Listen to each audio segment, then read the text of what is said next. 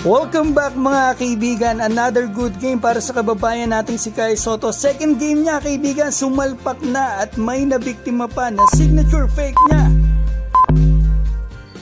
Eto na mga kaibigan, panoorin po natin ang second game ni Kai Sotto. Ito yung unang puntos niya sa game na ito. Mga kaibigan, masasabi ko sayang hindi siya masyado makapag-init. Hindi ko alam kung ayaw talaga siya ipasok ng coach niya o dahil dito sa kanyang mga fouls. Kasi maraming foul na nakukuha ang pambato natin. And take note mga kaibigan ang ating pambato po ay 4 na buwan po atang hindi nakalaro. Kaya talagang mangangapa talaga yan. At isa pa, kaya mangangapa yan ay dahil babago siya dito sa team. Ay isang araw pa ata nakakapag-ensayo. Pero kita naman natin, nakakagawa talaga ang ating pambato sa maiksing playing time niya. Ito yung kanyang first dunk dito sa Yokohama B Corsair.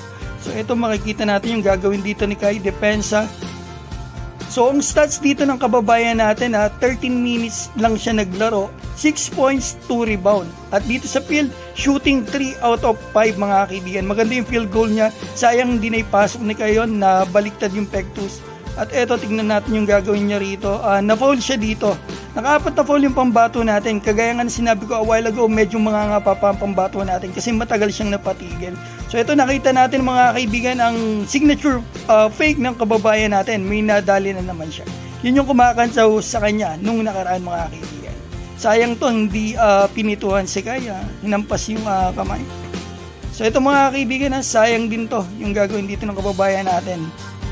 Nasa baba daw, not counted. Sayang yun mga kaibigan, pero good game para sa kababayan natin sa second game niya. At sana sa mga susunod na games ay mas mahaba po yung playing time na makuha niya at sana mas makonti na lang yung kanyang fouls. So ayan mga kaibigan, ang video natin para sa akin, good game ito para sa pambato natin. Sa iksi ng playing time niya, ito yung naibigay niya. At ikaw kung may opinion ka, maaari nyo po i-komento sa baba. At ito, hinihiling ko lang po ang inyong suporta sa pambato natin. Maraming salamat po.